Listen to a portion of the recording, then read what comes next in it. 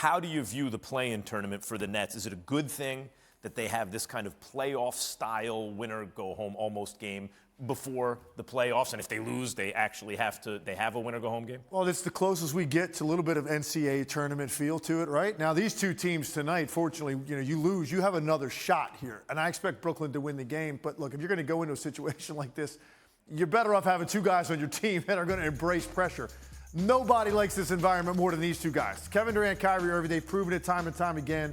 They play their best when the lights get turned up brightest. So if you're going to have two flamethrowers on your roster like this, that's going to be tough for Cleveland to overcome, particularly if they're playing a little bit shorthanded.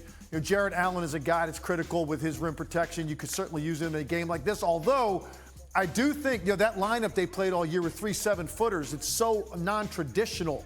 By today's NBA standards, I don't know you could do that much against Brooklyn because you're going to end up in a lot of bad switches on Kevin Durant and Kyrie Irving with either Lauri Markkanen or Allen or Mobley, one of those guys out on the perimeter. So they would have probably had to adjust to it anyway. But, man, you certainly like to have Jarrett Allen in one of the NBA's best defenses back there anchoring it.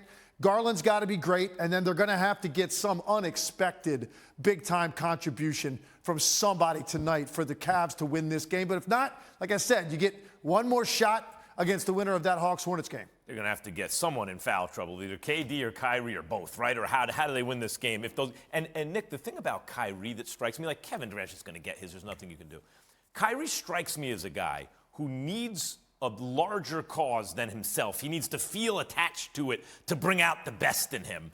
Or rather, that would certainly seem to bring out the best in him, right? And with everything he went through, he wasn't vaccinated and he didn't cave and, the whole thing. It seems to me like it's set up for Kyrie to have a big night. What's the feeling you get around the team? That's exactly the feeling. Because, Max, Kyrie's listened to everybody say, the Nets can't do it. And the Nets can't do it because Kyrie sat out for a few months, made the decision that he made. Kevin's sitting there all the time listening to everybody saying, Kevin Durant can't lead this team. They can't find their rhythm. I think both of those guys are very motivated. And, Legs, this goes to your point.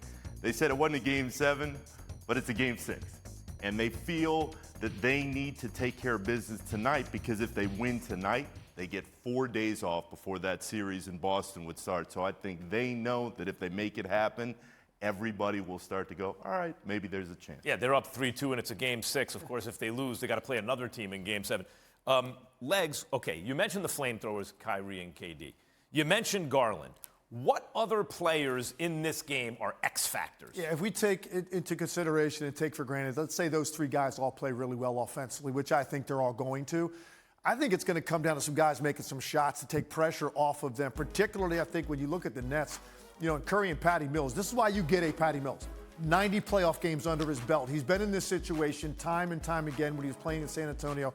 These are the kind of games, because you had a lot of time to prepare for this.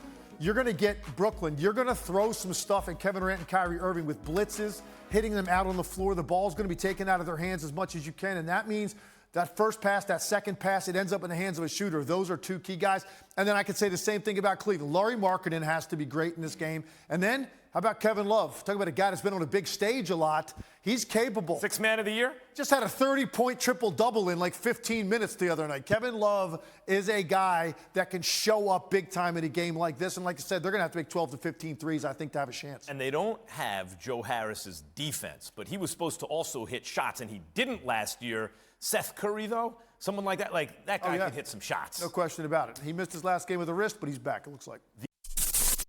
Thanks for watching ESPN on YouTube. For live streaming sports and premium content, subscribe to ESPN+.